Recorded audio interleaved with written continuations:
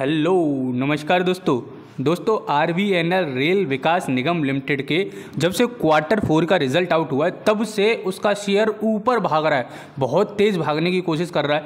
अभी देखो 299.60 पर पहुंच चुका है और 41 पॉइंट का इजाफा हुआ लास्ट पिछले दिन में। तो 5 दिन में ये बहुत ज़्यादा रैली दिखा रखा है और 16% का इंक्रीमेंट देखने को मिला है लास्ट 5 डेज में।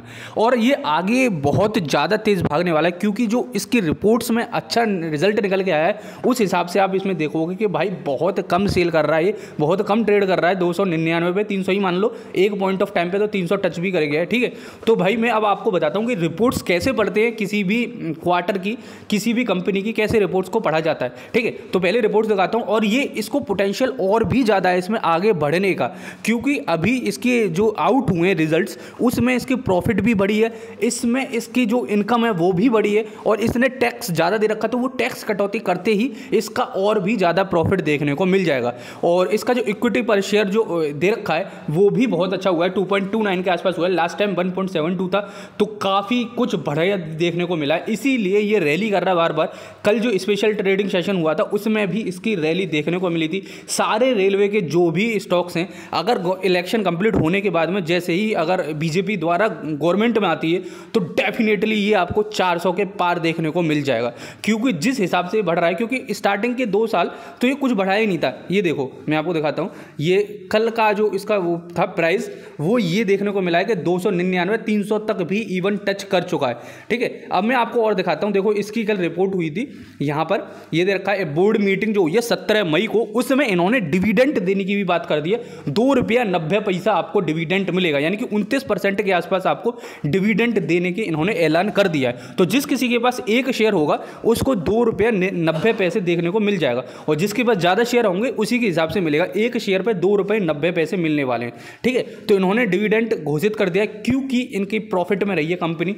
और मैं चलो दिखाता हूं आपको कि भाई कैसे एनुअल रिपोर्ट को पढ़ा जाता है। तो आरवीएनएल की जो एनुअल रिपोर्ट है वो मैं आपको दिखाने की कोशिश करता हूं। देखो ये आरवीएनएल की जो रिपोर्ट है उसको देखो, ये देखो ये है, यहाँ पर सब कुछ क्लियरली मेंशन कर रखा है कि कैसे कैसे भाई इसकी रिपोर्ट है। ये देखो extract standard financial report for the period, ये देखो अखबार की कटिंग है और एग्जैक्ट भी आपको पीडीएफ मिल जाएगी, उसमें भी पढ़ लेना।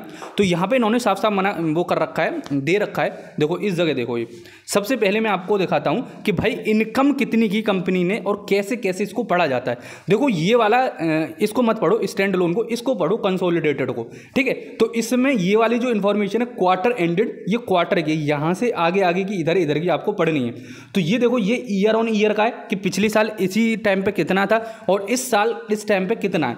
और ये वाली जो आपको देखने को मिल रही है ये है देखो 31/3/2024 और 31/12/2023, यानी कि ये पिछले क्वार्टर 3 महीने पहले की इंफॉर्मेशन क्या है मैं दोबारा से देख के बताता हूँ। देखो यहाँ पर इस लाइन को देखोगे आप, यहाँ पे देखो इसे, इस लाइन के बाद से आपको देखने को मिल जाएगा कि कैसे आप इसको पढ़ते हो। देखो यहाँ पर इसको देखो, ये जो पिछले क्वार्टर की, ये वाली पिछले क्वार्टर की, ये करंट क्वार्टर की जो फिलहाल में चल रही है, ये पिछले साल की इन्फॉर्मेशन है और ये वाली इस साल की है, ये पिछले साल की है। यहाँ से यहाँ पे तो अगर इधर साइड में आप देखोगे तो ये ईयर ऑन ईयर का कंपैरिजन है, यहाँ पर पिछले 3 महीने का और पिछले 1 साल का कंपैरिजन लिख रखा है इन्होंने। ठीक है, तो चलो मैं बढ़ना सिखाता हूँ आपको। सबसे पहले पे देखो रेवेन्यू फ्रॉम ऑपरेशन, तो कितना रेवेन्यू जनरेट किया इन्होंने इस पर्टिकुलर तिमाही में। तो देखो यहाँ पे देखो Q4 का मतलब है लास्ट का जो तिमाही है, लास्ट का तिमाही कब से होगा कि 1 जनवरी से लेके और आपका 31 मार्च तक का लास्ट तिमाही होगा और उससे पहले के 3 माह वो इस वाली लाइन में लिखे हुए हैं। ठीक है, तो अब मैं बताता हूं आपको यहां से कि देखो जो रेवेन्यू फ्रॉम ऑपरेशन से जो मिले हैं उनको 6714 करोड़ रुपए, सब कुछ करोड़ में, ये इतना इनको देखने को मिला है। लास्ट क्वार्टर से इनका ज़्यादा है, लास्ट क्वार्टर था 4689। ठीक है, और पिछली साल की बात करोगे तो 5719, पूरी पिछली साल में 5719 था और यहाँ पर पिछले क्वार्टर में ही इतना देखने को मिल गया है। ठीक है, यहाँ तक आपको समझ में आ गया। अब देखो यहाँ पर नीचे आते हैं तो यहाँ पे लिख रखा है अदर इनकम। टोटल इनकम की बात करनी है आपको, टोटल इनकम में देखना है डायरेक्ट। टोटल इनकम में अगर आप देखोगे तो लास्ट ईयर जो इनकी इनकम थी वो थी 5979। इस बार है 69,994। ठीक है, तो 1000 का इजाफा देखने को मिला है करोड़ का। ठीक है, अब चौथे नंबर पे देखोगे तो profit before tax. Profit before tax क्या होता है कि टैक्स देने से पहले कितना इन्होंने प्रॉफिट जनरेट किया है। तो यहाँ पे देखोगे 624 करोड़ लिखा है इस तिमाही में, इससे पिछली तिमाही में 462 करोड़ था और इससे पिछली साल में 496 करोड़ था। तो भाई इस वाले ईयर में बहुत ज़्यादा देखने को मिल रहा है, इस तिमाही में बहुत अच्छा इंक्रीमेंट देखने को मिला है। और टैक्स के बाद कितना बेनिफिट हुआ तो यहाँ पर है 478 करोड़ और यहाँ पर 359 और 358, यानी कि पिछले साल से और पिछले क्वार्टर में भी अगर आप देखोगे तो उससे ज़्यादा यहाँ पर देखने को मिल रहा है, 130 करोड़ के आसपास एक्स्ट्रा है। ठीक है, तो यहाँ पर प्रॉफिट देखने को मिल रहा है, कंपनी प्रॉफिट जनरेट कर रही है। किसी को इतना एक्सपेक्टेड नहीं था, सब लोग सोच के चल रहे थे 400 करोड़ से ज़्यादा तो नहीं जाएगा, लेकिन ये 480 करोड़ के आसपास पहुंच गया। तो कंपनी ने अनएक्सपेक्टेड आपका ग्रोथ दिखाया है। और यहाँ पर अगर देखो आप ये देखोगे, मैं एक चीज़ और दिखाता हूँ आपको, इक्विटी पर शेयर, अर्निंग पर शेयर, हर शेयर पर कितनी अर्निंग किया जो भी यहाँ पर शेयर होल्डर्स हैं। तो यहाँ पर देखो 2.29 हो चुकी है, लास्ट टाइम 1.72 था, लास्ट ईयर भी 1.72 था, इस बार 2.29 देखने को मिला है आपका अर्निंग पर शेयर, हर शेयर पर इतनी अर्निंग देखने को मिली है।